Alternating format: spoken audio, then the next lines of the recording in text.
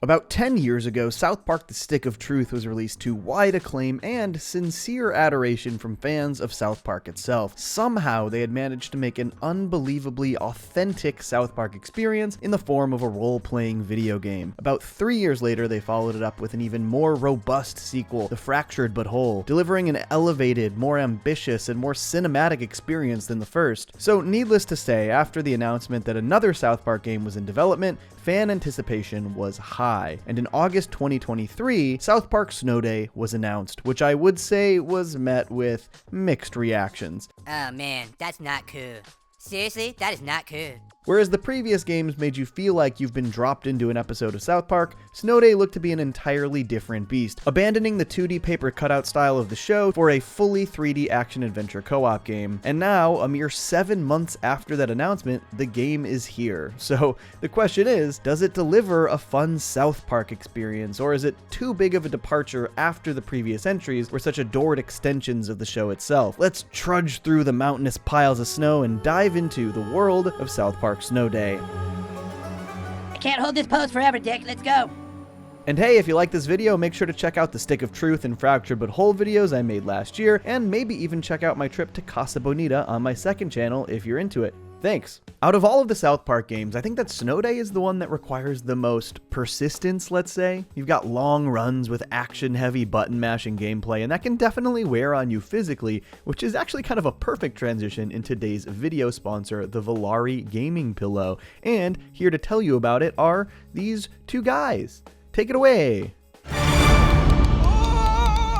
Oh, frick! Jesus, Cordy. Did you even sleep last night? You look like a pretzel with that posture. Oh, it's not a joke, Mick. My back hurts. I think my neck's going numb. It's not worth it if you're gonna mess up your posture, Cordy. Here, Cordy. Oh, seriously, Mick, a pillow? Shut up and try it, Cordy. It's the perfect support mechanism for gamers. Wow, it's really exactly soft. what you need. Trust me. Okay. My back feels good already. Whoa, look at this. I'm unstoppable, Mick. Well, I'll be damned. It actually works. Well, it's made by gamers for gamers. It's a gamer dimension, Cordy. They're obsessed with comfort. It's a pain-free world out there, Cordy. Pain-free. Look at the way it rests on your lap and cradles your arms. It takes the pressure right off your back. So you can push through a game without ruining your posture. Break the fourth wall with me, Cordy. Tell your friends about the code. It's 2 cellos. 2 cellos. Use 2 cellos and get your own pillow. You're beating her, Cordy. Whoa! Oh my God, you're I'm beating doing her. it. Rick, I'm really doing it. I'm so proud. After Fractured But Whole released in 2017, there wasn't much word on a follow-up from Matt and Trey, despite a sort of post-credit tease in Fractured But Whole. But in 2021, they signed a massive contract with Paramount, inking them for 6 more seasons, 14 streaming specials, and also, buried in the reports, a new video game. I think after the success of the previous games, fans really expected this would be another RPG in the classic 2D style, but the very week they signed this contract, in an interview with Bloomberg, Matt Stone actually hinted that the game would be 3D. This largely went unnoticed by fans, making the Snow Day reveal just 2 years later a bit of a shock. In interviews, Matt and Trey talked about wanting to experiment with a different kind of gaming experience this time around. One of the big reasons to go 3D was we wanted to play multiplayer or co-op at least, where you could play with your friends, and that was really kind of impossible to figure out in the 2D thing. And I definitely think it's fair for Matt and Trey to want to do something different. After all, despite South Park being such a long-running show, Matt and Trey have always dipped their toes into other mediums, whether that's live-action films, live-action sitcoms, films with puppets, music, 9-time Tony Award-winning musicals, restaurant ownership, and of course video games. And I think there were a few other reasons for them to want to explore other kinds of gaming experiences as well, especially after the massive undertaking of the previous 2 games. I'm really proud of those games. They're incredible. We just felt, I think, a little tapped out. The amount of work that went into overseeing and writing the previous South Park RPGs is absolutely no joke. The original Stick of Truth script was infamously 850 pages long, an absolutely insane amount of writing, the length of like 5 movies, more than an entire season of South Park. Even the final pared down script was around 500 pages, just an insane amount of writing. I definitely don't blame them for not wanting to immediately work on something as massive as Stick of Truth or Fractured But Whole. They also happen to have been working on restoring Casa Bonita for the past few years, which was another massive undertaking that demanded far more of their time than I think they anticipated. And this wasn't the only reasoning they gave either. But we always thought we wanted to do that thing where like, hey, we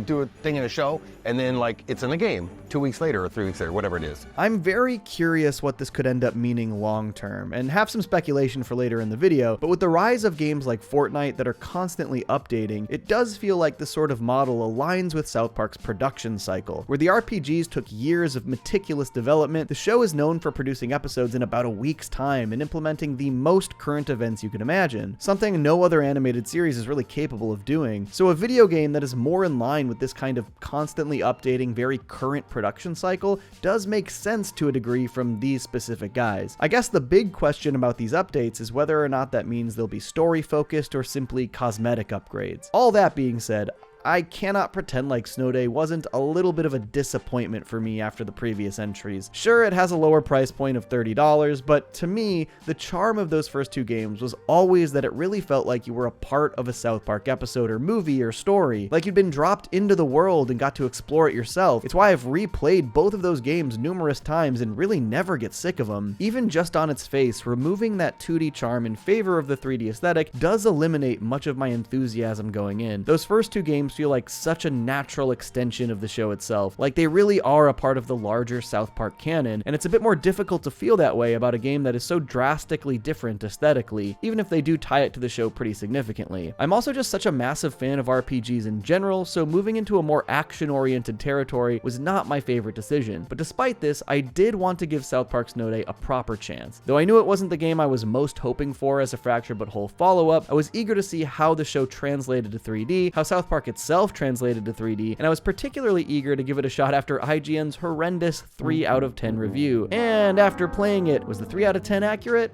Well, no, I don't think it's a 3 out of 10 game, but I definitely have a lot of issues. I will say that the game does get a bit more fun the further into it you play, but it doesn't nearly reach the heights of the previous games, not in any regard, really. I will say I was pretty pleased with the opening sequence and even just the general premise. I'm actually kind of shocked we've never gotten a Snow Day focused South Park episode. It's such a perfect inciting incident for a classic South Park story, and this entire opening cutscene is really great, rendered in the show's 2D style. The way Cartman was just gleeful about the possibility of a snow day, despite how horrible the storm is, it was very funny.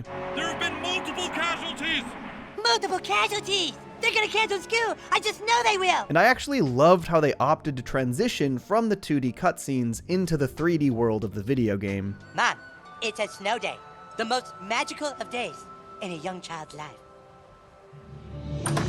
This is just a super creative way to introduce the 3D version of that 2D world while tying them together through this scene. Whoa, kids!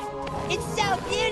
While I do have a lot of love for this setup as a South Park story, I definitely have a lot of other thoughts on the story in general, but before we dive into the narrative, let's talk gameplay and presentation. Rather than the single-player RPG experiences of the previous games, this is a more fast-paced, real-time action game that you can play with friends. You can still play without friends, you'll just have 3 generic NPCs helping you through each run. As you progress, you gain access to a trio of melee weapons and a trio of ranged weapons, all with slightly different playstyles. I tried out all of them, but I mostly stuck with the daggers and the staff. The daggers allowed for a quicker paced fighting style, and the staff was pretty useful if you focused your power-up cards on it. I think if I found the fighting a little less repetitive, I would have tried some of the slower, heavier weapons, more like the big axe, but I found myself really wanting to speed things up on most of the runs. In addition to the weapons being unlocked, you get new powers as well, which can be equipped 2 at a time, all with pretty unique abilities. But like the weapons, I found myself settling into a specific combo the further I went, mostly utilizing the healing totem as well as the gravity balloon. I think the other thing that at least makes each attempt at a run feel like a unique experience is the fact that your upgrade cards are randomized, which may force you to play in a different style each time, even if you're using the same weapon combos. It's possible your most powerful upgrade cards may be melee focused, it's possible they may be ranged weapon focused, and it's even possible they could be healing focused. I found myself prioritizing the staff upgrades, which after stacking a bunch of different kinds, made it start to feel very useful against big massive hordes. Focusing those staff upgrades often increased how many enemies I could hit at once, which would often burn and weaken entire hordes at the same time. You also get to choose from one of 3 random bullshit cards for each run, basically an OP ability you can use a limited number of times. I honestly found myself utilizing these way less than I probably should have, but when the other team plays it, oh, you know it's happening.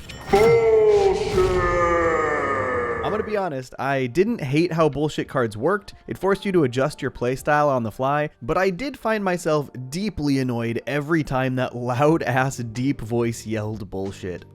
Weird choice, not a fan. There are also a handful of collectibles as you go through each run, the most important being toilet paper and dark matter. Toilet paper is effectively a currency during your run, which can be used to further upgrade your upgrade cards or even entirely reshuffle for a new array of upgrade card options. When I started, I didn't realize that toilet paper wasn't important to keep beyond the existing run, but really you should just be trying to use as much of that toilet paper as you can on each run for upgrades. That way you can really maximize your capabilities. Dark matter is meant for long-term upgrades to your character, all facilitated through Mr. Hanky, basically your skill tree, which as far as skill trees go is pretty simple. It's not as though the upgrades aren't useful, they're just again, very simple. Stuff like percentage increases for melee or range damage, stamina use, etc. By the time I finished the story, I didn't have all that many slots unlocked in the skill tree, which I think is because they expect you to continue playing and perfecting runs even after you finish the story, which for me just feels incredibly unlikely. I'm not sure how everyone else who played the game will feel. Though there are parts of the game I enjoyed, it is mostly very repetitive, and I wasn't really jonesing to jump back into a run that I had already completed. While the final couple of runs start to feed a bit more variety into the tasks at hand, the middle of the game was a serious slog. Just running through different areas, fighting tons of enemies, repeat.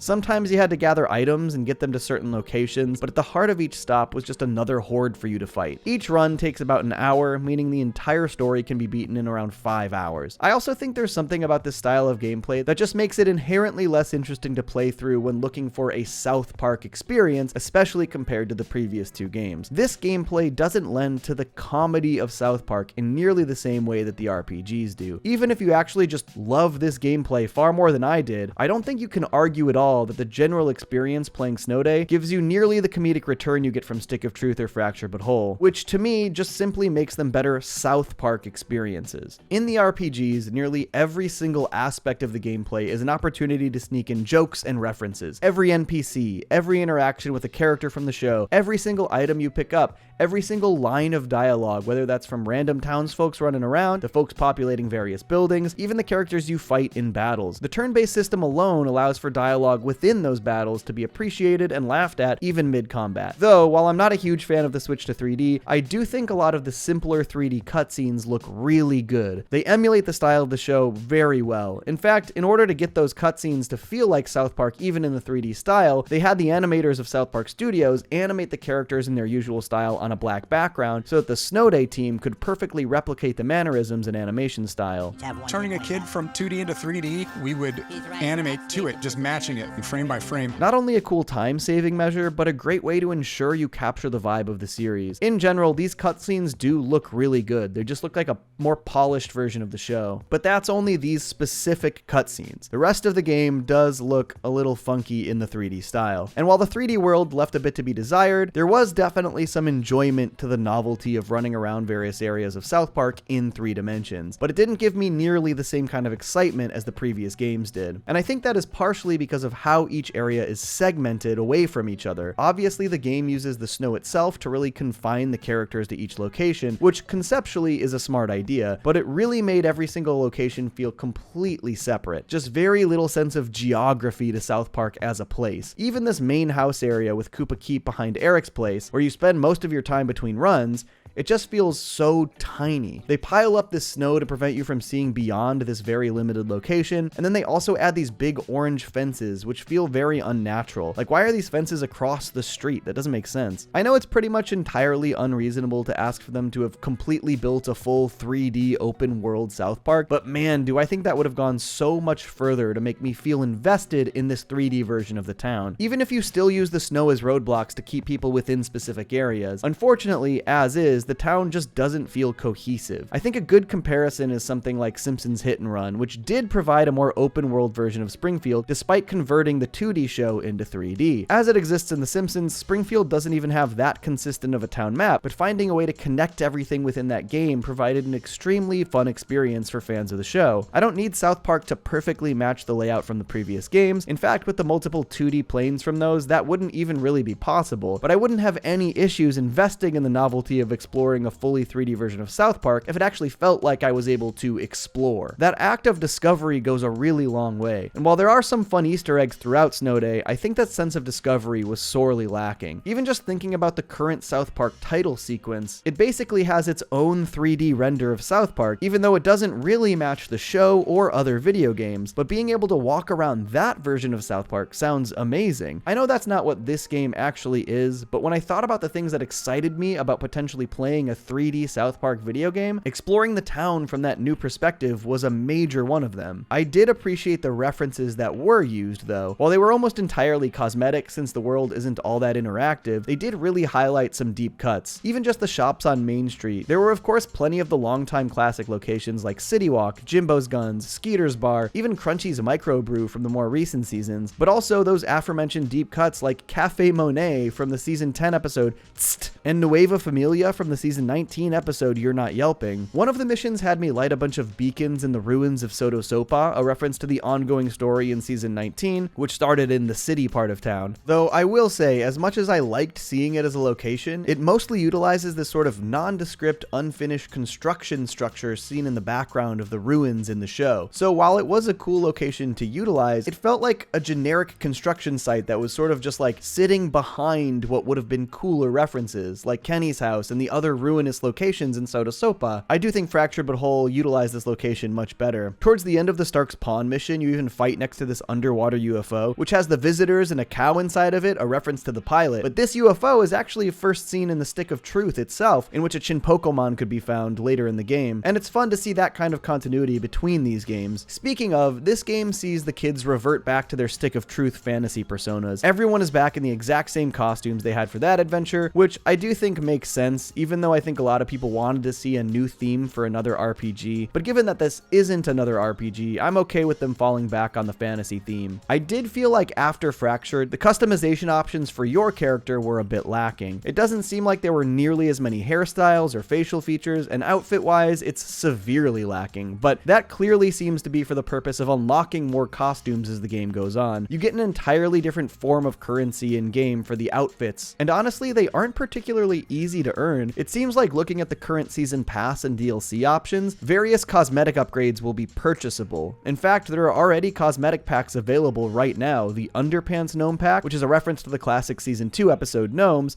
and the Cred Pack, which is actually in reference to their most recent Paramount special. You can definitely see how this cosmetic aspect of the game will play a part in what Matt Stone referenced in those interviews, that they'd potentially be able to add references to the most recent episodes of the show very quickly into Snow Day. There's also a season pass available for the game, but I'll go over that after we dive into the story, and this seems as good a time as any to do exactly that. Spoilers ahead for the complete story of South Park Snow Day. Once again, you play as the new kid who has now been the protagonist of Stick of Truth, Fractured But Whole, and even the mobile game Bone Destroyer. I'm really happy to see them continue to utilize this character, even if I think he's a little bit more of a blank slate in this than in the RPGs, but I think playing as your own create-a-kid for these South Park games is just kind of a perfect concept. There's no reason to abandon it, and it even creates some really funny continuity between the games. Well, that kind of magic has been outlawed ever since the new kid ruined the last game by farting backwards in time. I actually love the idea that Cartman and the other kids are just getting more and more upset at the new kid for becoming so OP in each game that they play, which is an idea you can't really skirt around in a video game. So, as you can see, we've had to make some changes to the game because some asshole who we won't name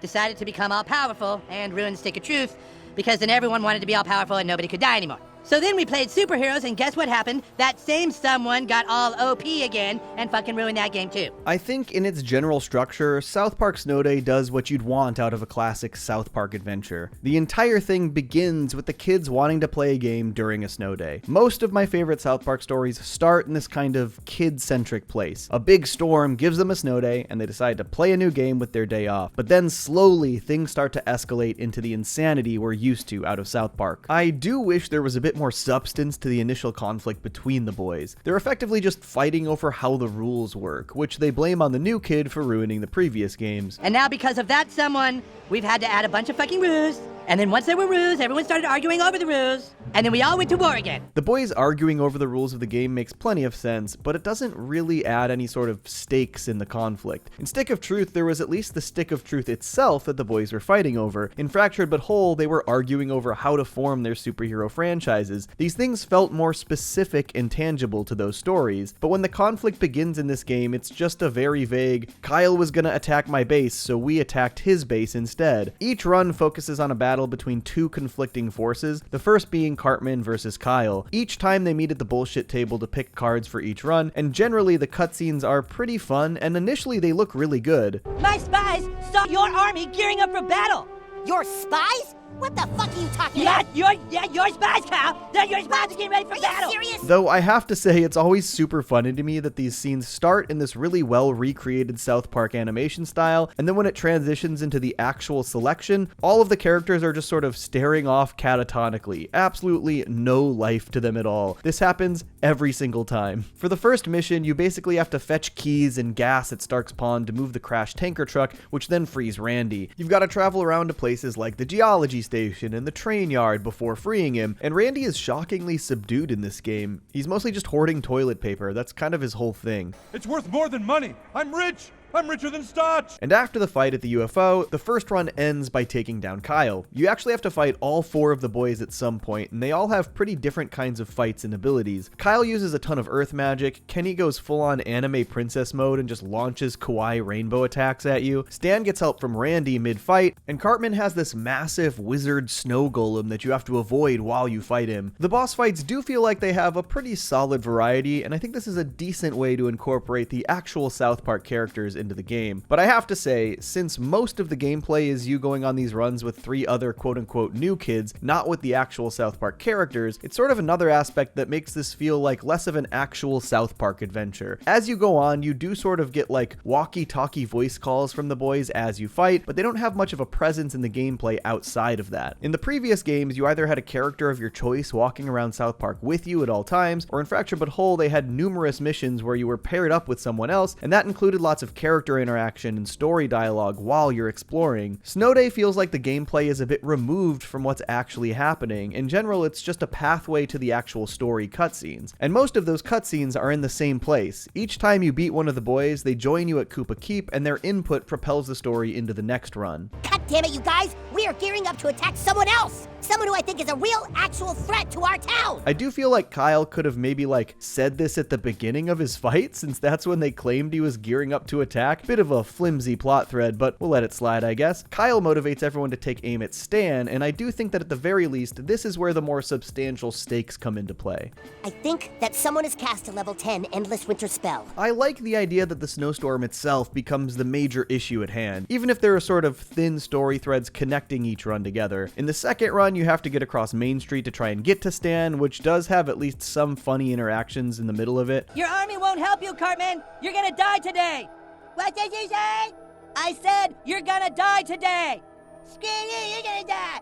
What? That run ends with the Princess Kenny fight, while the third run ends with the actual Stan fight, and then the real threat is revealed, Mr. Hanky. He's basically been using dark matter to corrupt the people in town to get revenge on the town. And I have to say, South Park Snow Day basically being a direct sequel to Season 22's The Problem with Apu was not what I expected in the slightest. The episode where Mr. Hanky gets run out of town a la Roseanne for taking Ambien and tweeting terrible things. Because Snow Day's actual cutscenes are so limited in scope, they basically just flash back to actual footage from the Season 22 episode, explaining how Mr. Hanky got exiled. And then eventually the whole town had him canceled. He hasn't been heard from since.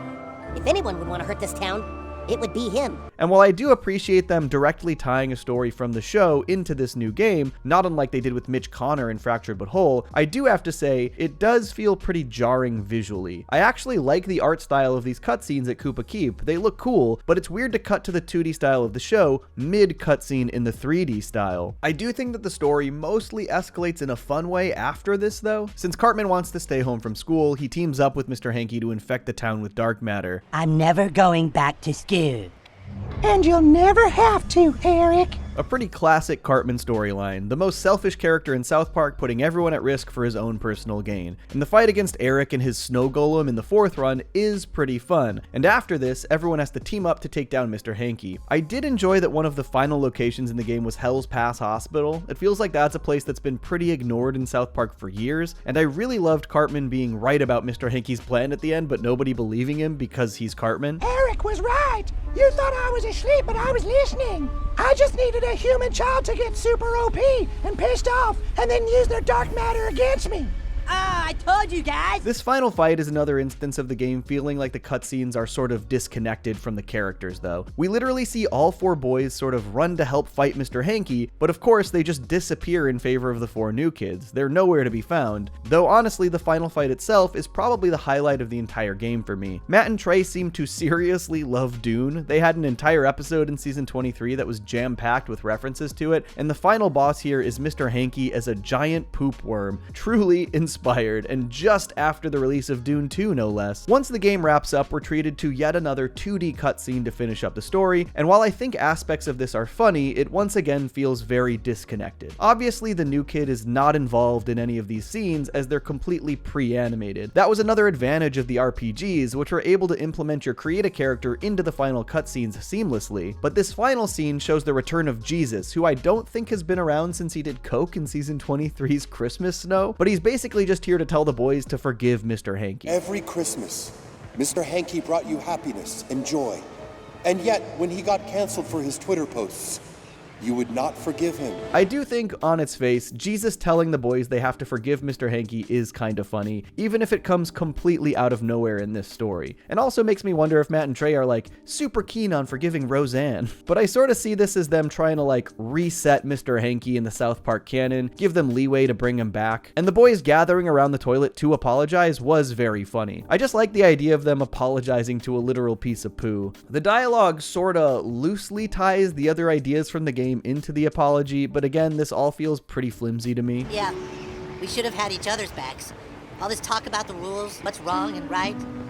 Yeah, if anyone's been a piece of shit, it's been us. Once they make up with Mr. Hanky, he recasts the winter spell so that they can continue to enjoy their snow day without going back to school, and that is where the game wraps up. In general, the story does feel a bit thin all around, even if there are aspects I do appreciate. Obviously, it was never going to be as substantial of a story as the previous 2 games, but it honestly feels a bit thin even just for your like standard South Park episode. And it also feels pretty tame for a South Park game. Like, the previous 2 games went really far out of their way to be pretty scandalous. There were numerous scenes in Stick of Truth that I literally could not show in my video because I'd be demonetized. I think in general, those games did a great job tying sort of shocking humor to a pretty substantial South Park narrative. The closest this game got really was like people drinking poop cocoa, I guess. I will admit, it was kind of fun to see characters like Jimbo and Ned, and of course Mr. Hanky make returns in the narrative, but in general, it really feels like the full cast of South Park was underutilized in this. There just weren't all that many places for them to pop up, but they seem to avoid some of the characters who have gotten more attention recently, or attention in different ways. Randy was barely a factor, no PC Principal, no Mr. Garrison, no Wendy, not a single reference to Tegrity Farms. It almost feels like this was more inspired by the earliest days of South Park, which feels especially strange given that it's a direct sequel to a Season 22 episode about Mr. Hanky getting canceled for tweeting. But overall, this was just not what I wanted out of a new South Park gaming experience. I don't blame them for trying something a little less demanding, and I did enjoy aspects of the way the world transitioned to 3D, but I just think that in order to really sell that kind of a jump in medium, they should have gone a little bit further. The levels felt a bit generic even when they're in existing South Park settings, the gameplay is super repetitive at times, and the story leaves a lot to be desired. I do have to shout out the music as being particularly excellent. It felt incredibly reminiscent of the Stick of Truth soundtrack, while adding a bit more whimsical flair to the snow day setting. While it has some fun scenes and sequences, and some of the cutscenes look really great, there's sadly just not nearly as much substance as we got in the previous games. And you know, maybe that's okay.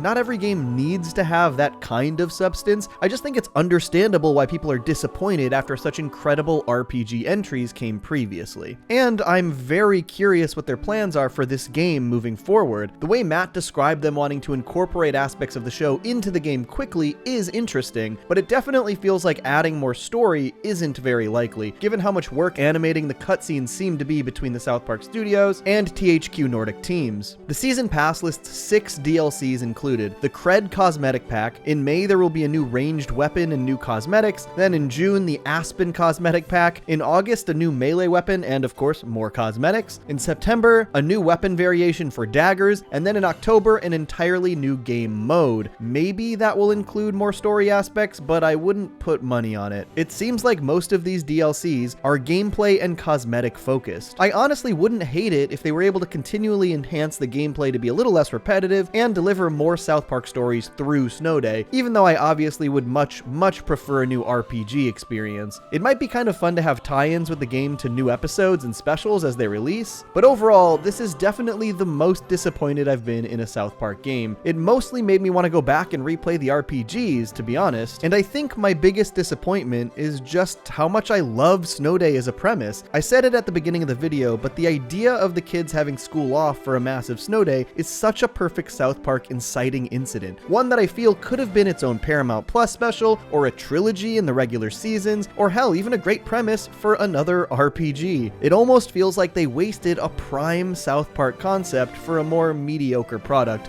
and that is a bummer. I definitely didn't hate Snow Day as much as I expected to. I had a really bad time with it when it started, and the more I played, the more I came around on some of the things it had to offer. But I really hope that eventually they decide to deliver another 2D RPG experience. Those games are just such perfect extensions of South Park. Truly some of my favorite experiences in gaming. And with the way the show itself has evolved just since Fractured But Whole, there are so many more possibilities. And that is all I've got for you, folks. Thanks so much for tuning in. Make sure to check out some of my countless other South Park videos, including the ones on the previous 2 games, and of course, stay tuned for more. We've got sometime this year an upcoming South Park season and specials. There's gonna be a lot more South Park this year, so stay tuned. Peace. I stay mellow watching Johnny Two Cellos. He talks cartoons, he's a really cool fellow. He keeps you posted on adult cartoons. If that's what you're into, then grab a spoon and a very big bowl of your favorite cereal. Feels like Saturday morning cartoon material. Johnny Two Cellos, watch him on YouTube. Now enjoy this groove and bust a move.